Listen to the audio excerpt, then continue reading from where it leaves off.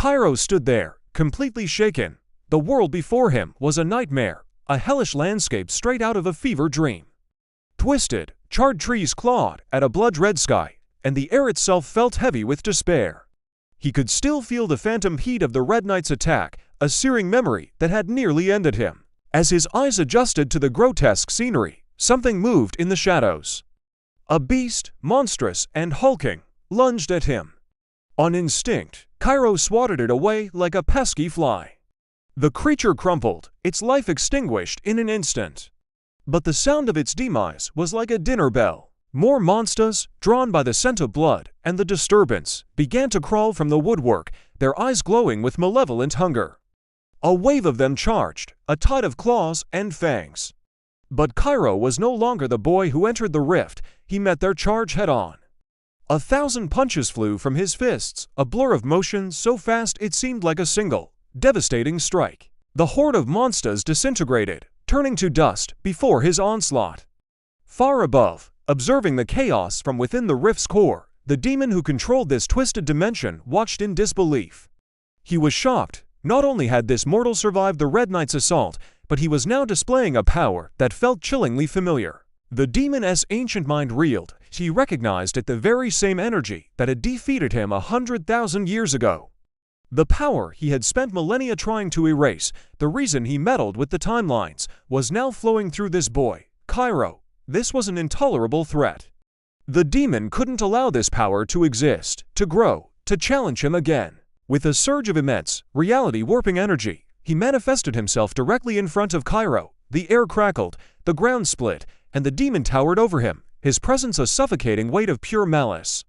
Cairo just stared, his mind still reeling from the fight, completely confused by this sudden, powerful apparition.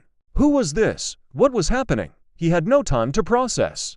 The demon didn't waste a moment on words. A fist, wreathed in dark energy, slammed into Cairo's chest. The force was catastrophic. Cairo was thrown backward, his bones groaning under the impact, the air knocked from his lungs. He was completely overpowered. The demon was relentless. He descended upon Cairo in a fury, a blur of fists raining down on him. Each punch was a hammer blow, cracking ribs, shattering his defenses, and driving him deeper into the ground. Cairo could feel his life slipping away with every brutal impact. The world was fading to black, his strength dwindling, his consciousness flickering like a dying candle. He was dying, slowly, painfully, under the demon's merciless assault. This was it, the end. But as life drifted away, as his senses dulled, something deep within him stirred. A spark, a forgotten well of power, hidden and dormant, began to awaken. It was the power he was born with, the power that had been sealed away, the very essence of Chrono Man. With the last ounce of his fading will, as the demon raised a fist for the final, killing blow, Cairo's eyes snapped open. They weren't his eyes anymore, they glowed with an ancient, cosmic light. His full power, awakened by the brink of death, surged through his veins.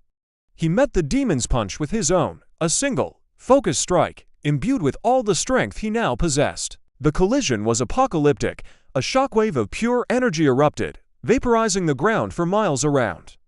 The demon was thrown back, his arm shattered, a look of pure shock on his face. In that moment of impact, Cairo saw something. A vision, clear as day. He saw his sister. Her soul, translucent and serene, was fading away. He knew, with a certainty that broke his heart, that she was gone. She was dead. The demon had taken her from him. The grief was a tidal wave, but it mixed with a fury so absolute, so primal, that it transcended mere anger. It was a righteous inferno. The power that had just awakened now exploded from him. It wasn't just strength, it was the power to command time and space itself. Reality began to tear around him. The sky cracked like glass, the hellish landscape unraveled, and the very fabric of the dimension came undone. Cairo didn't scream. He didn't need to. His rage was a silent, all-consuming force.